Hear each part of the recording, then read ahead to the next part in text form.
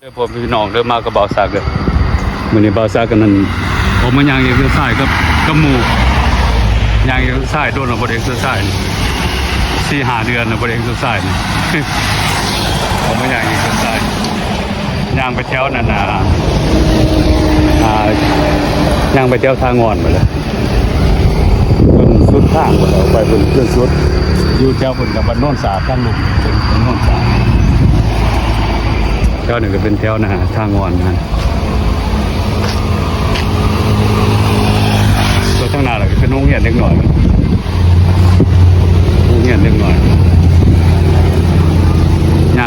งมากกับเป็นชั่วโมงนึงนะเด้45 นาทีย่างออกกำลังออกกำลังกาย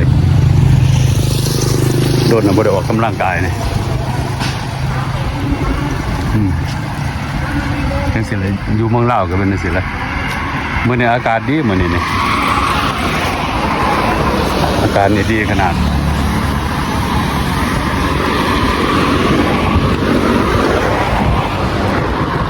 ตัวนี้ก็เป็นถาดเนาะ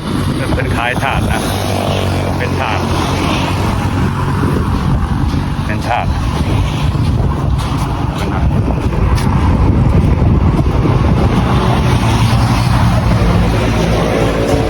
มีหมามีเสือ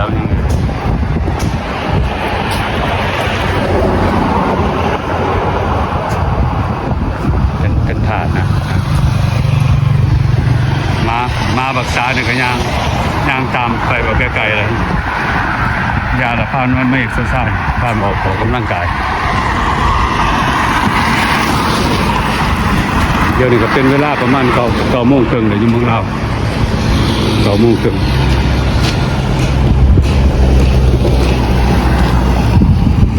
โดนแล้วบ่ได้ออกกำลังกายย่างออกกำลังกายมันรอดเลยอากาศดีร้ายมื้อนี้ขึ้นสิประมาณ65แล้วโอ้แบบเย็นดีกัน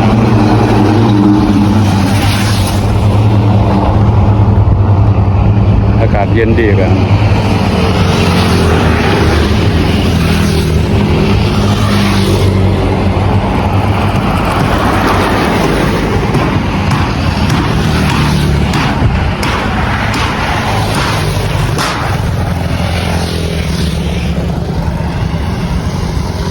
ก็มีจะเป็นสวนเป็นอย่างบนนะเป็นสวนเป็นป่าบนนะแบบตามธรรมชาติเลยนะงัวก็ไปหาเรากินต้นหมอกต้นไม้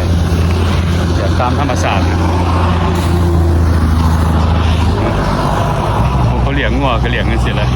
เลี้ยงแบบง่ายๆนะที่จะปล่อยมันไปหรือฮอนย่ำแล้วกันจังมาเอามัน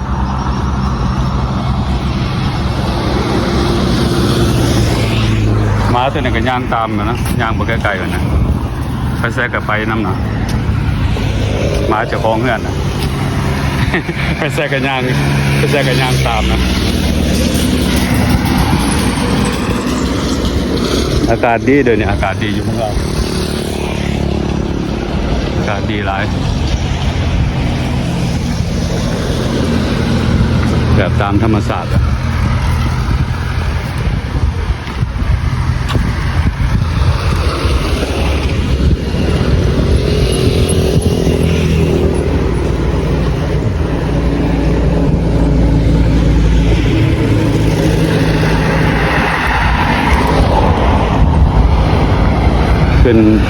ขึ้นไปแถวจังเชิงจะเป็นแบบ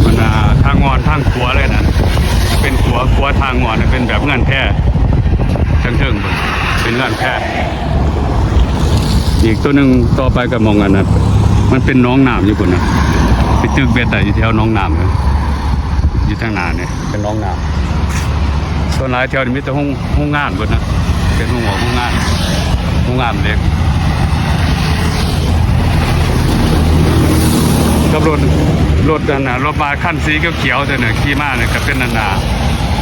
เป็นรถบัสนะขี่แล่นอยู่แถวทางงอนเป็นรถบัสทางงอนกับประมาณ20,000คนนะขี่จนแล่นจนจำตลาดเศร้าเอาคนเวี่ยงมีแต่20,000ก็ถือตอนหนึ่ง20,000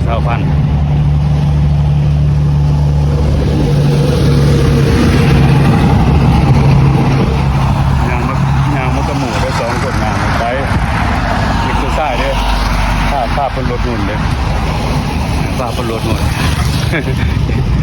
กินข้าวหลายๆ แต่ละมื้อกินแต่ข้าวกินข้าวหลายงานออกกำลังกายเลยนะ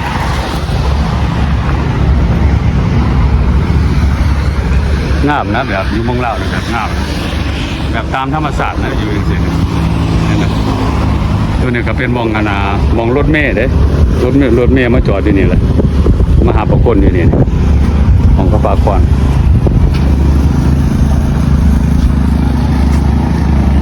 บ่าวซากับสิพาคอนน้อยหนึ่งกันเนี่ยนั่งเล่นนี่ว่าหนึ่งเป็นสิยามต่อยามมากับชั่วโมงหนึ่งเลยยามวันนี้ชั่วโมงนึง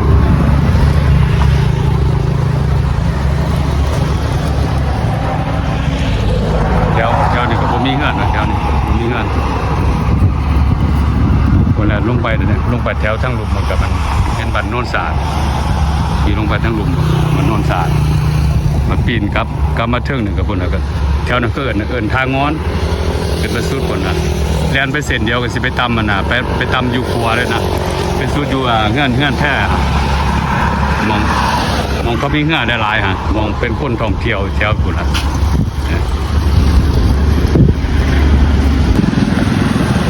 ย่างมาก็มาหัวตลาดนะขายหมักไหม้เนี่ยเป็นหมักไหม้เป็นพักเป็นยังก็ขายตามดอกตามทางนะสินี่แก้วได้ก็มีหมดนะอยู่นี่ก็เป็นนาเป็นบรรณานะขายมาหมกไหม้เป็นบรรณา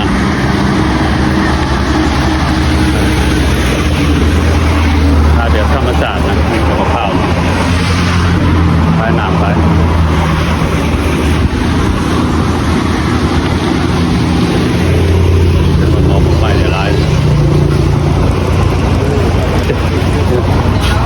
เจ้านายกลับมาหมดเลยจึงจะมาหนาวยังขายบนมือบนเคลื่อนบ่อย่างเนี่ยกับบนแต่มือเฮือนอยู่วะเนี่ยจะเดินมืออะไรนอนอยู่มือจะเดินมือนอนอยู่ไซส์เสร็จนอนอยู่เนี่ยเลยนี่ก็อยู่อ่ะครับกลับมาหมดเลยจึงจะยังไงกลับมาหมดเลยจึงเสร็จเลยเกิดเลยได้แล้วได้กลับมาหมดเลยจึงย่างกลับมาจึงมาแบบเลยโอ้ขายบนได้อยู่บนได้นอนเนาะบนมือบนเคลื่อนนะกลับมาหมดเลยจึงมาแบบตัวนี้ก็เป็นแบบธรรมศาสตร์แล้วจึงเสร็จแล้วอยู่ของเราขายมันก็จะตามหิมบนทางนะแก้วในบ้านยังก็บ้านโนนโบแก้วโอ้เป็นบ้านโนนโบแก้วอันนี้มันพักยังไงเนี่ยพักกระจอกพักกระจองเขาเอาไปเฮ็ดจังยังเฮ็ดจังไรกินนะจ๊ะเป็นลวกมีตำแจ่วโอ้ลวกกับตำแจ่วมีตำแจ่วลวกกินก็ได้เนาะกินดิบก็ได้โอ้กินดิบก็ได้เหรอกินก็ตำโอ้ก็กินตำโอ้ผมเคยเห็นนะพักกระจองครับเคยเห็นไอ้เห็นสื่ออยู่ผมเคยกินนะเจ้ากลับมาเวลาย่างรอเล่นก็นั่นนะครับออกกำลังกายก่อนย่างมาสะกดนะพอเรารถมาย่างรอเล่นจังเสร็จแล้วชีวิตดูเมืองลาวจังเสร็จแล้วสำหรับเป็นขายบ่ได้มือเงื่อนเดียวนะนอนก็นอนอยู่ทั้งหลังแล้วนอนก็เขาก็อยู่แบบมันแบบตามธรรมศาสตร์นะชีวิตของคนลาวอย่างนี้แบบธรรมศาสตร์ต่อไปก็เป็นห้างเป็นตลาดเล็กๆน้อยๆแบบเต็มมาหน้าแถวเนี่ยนะขายแบบของกินมองไม่ทานอาหารมีวัดแถวเนี่ยเมื่อย่างเปิดหูเปิดตานะโดนแล้วบ่ได้ย่างอยู่สิแต่เก่าก็ย่างอยู่ย่างกับเพี้ยนกำย่างไก่ย่างออกกำลังกายเลยเพราะว่ามันอากาศมันดีอากาศ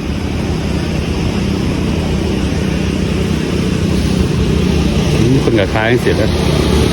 แต่ว่าเงื่อนมันก็ยุทธแบบยุทธทั้งหลังมาแล้วเงื่อนอยู่ทั้งหลังเป็นมองใหม่ก็ลาย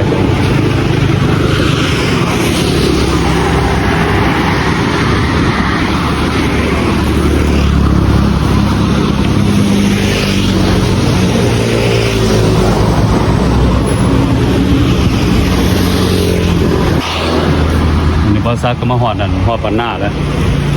เจ้าปันหน้าเนี่ยโอ้ประตูนี่มันก็เห็นงามขนาดนะกองใส่น้ำใส่เป็นมังกร งามเลยอยู่แถวบ้านนา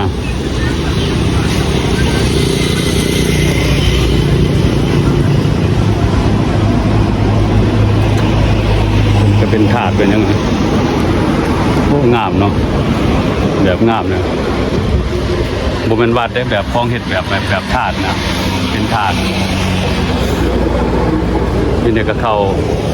าบ้านนาแล้วตามบ้านนา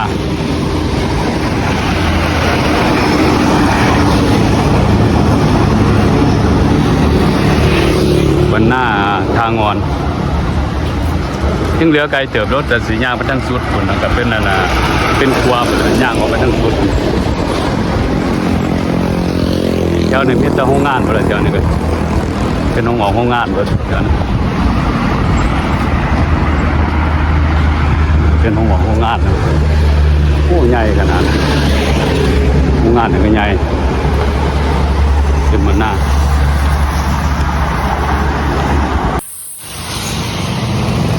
ตัวข้างหน้าเนี่ยก็เป็นนา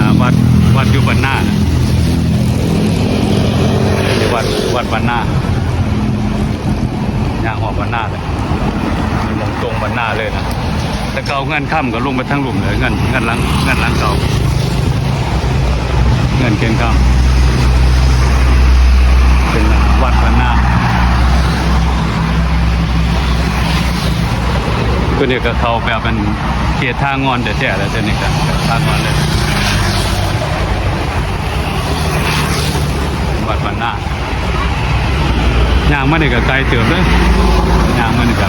ไกลเติบเลยเป็นนัด2 ชั่วโมงเลยเบาสักย่างมาเลยย่างออกกำลังกายโดนนับดอกกำลังกาย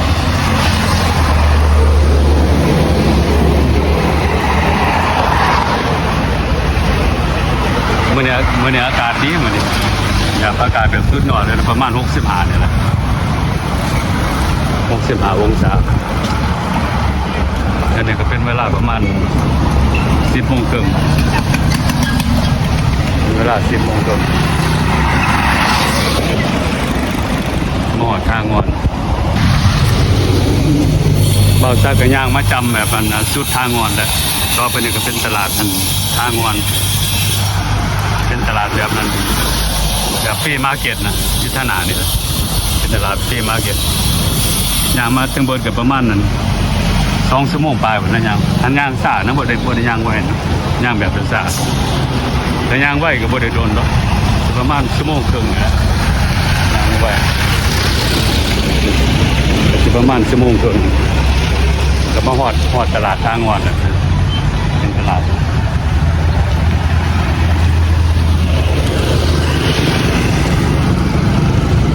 แถวนึงก็เป็นทางงอนเบิดแถวนี้โอ้มีแห้งนะนี่โดนบ่ได้ย่างเลยสิครับมีแห้งขนาดนั้น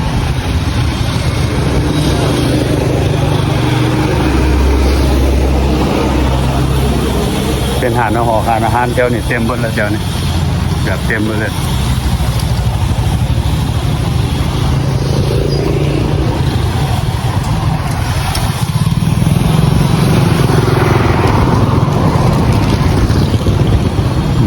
เป็นมองกันนั่นทางงอน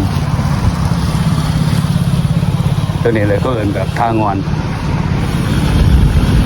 นรัก19เป็นหานคลายขอคลายค่ำเป็นหาน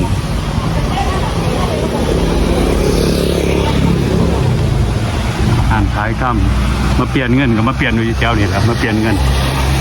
มันมองเปลี่ยนเงินลงมาแลกเงินแบบเขาส่งมาจากอเมริกาก็มาแลกกันอยู่นี่เลยแลกก็เงินเก็บแลกก็เงินดอลลาร์เลยสรุปเลยก็เป็นเป็นแบบมาร์เก็ตนะเป็นแบบฟรีมาร์เก็ตแบบสุดทางงอนเลยอยู่นี่แบบทางงอนเลยล่ะเอาไปเนี่ยก็เป็นตลาดใหญ่นะตลาดใหญ่ก็ขายพักขายสิ่งการนะกันนี่แบบเต็มเลยกันยางไม่จนจำเลยนะยางวันนี้กันเป็นน้ำซ่านะเป็นน้ำซ่าไทยลูกซ่าเนี่ยผู้หญิงคือผู้ซ่าเนี่ยคือมาดำคือก่อยเด้นี่สิไรตัวนี้หน่อยก็ดำคือกันนะ แวะซื้อน้ำมะพร้าวสดๆได้นอนน้ำเนี่ยเนาะขายจอกจะได้นี่จอกหนึง 2,000 จอก3,000โอ้ราคาก็โอเคตัวนี้มันน้ำยังไงเนี่ย ไทยเลย ตัวนี้เป็นน้ำซ่าป่ะ ไทยที่ ไทยที่เป็นภาษา ไทยที่ ไม่กล้าเกินนั่นไทยที่ตัวนี้เกินนั่นน่ะซ่าเขียวอีกตัวหนึงน่ะซ่าเขียวจอกกันนะจอกละ20,000โอเคเลยย่างบ่ซักก็ย่างมาก็ใกล้สิฮอดเฮือนแล้วเขาแถวบ้านโน่นสาดแล้วจะนอนกันซื้อน้ำมาผสมเฮือนแล้วซื้อ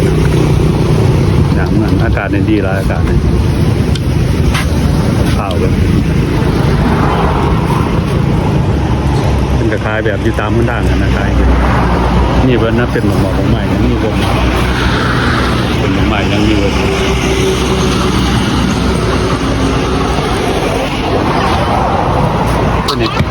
ตัวนี้ก็จะเป็นหมากอย่างตัวนี้ก็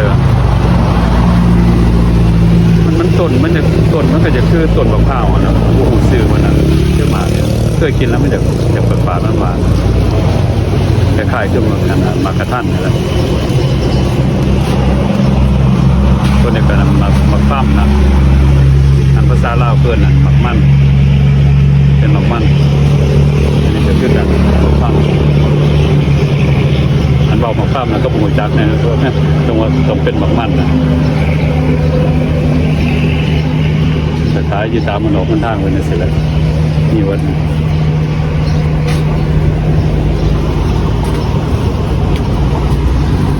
ลูกชายเนี่ยเบิ้งสบายดีลูกสบายดีมันนะนบมันสบายดีซื้อยังก่อน พวกอ่ะ มันจะเป็นหมอกใหม่นะลำไยผมว่าเนี่ยก็35,000โอเคกันบอสซาก็ขอบใจหลายเดี๋ยวเขามากดไลค์กดแชร์เบาซะ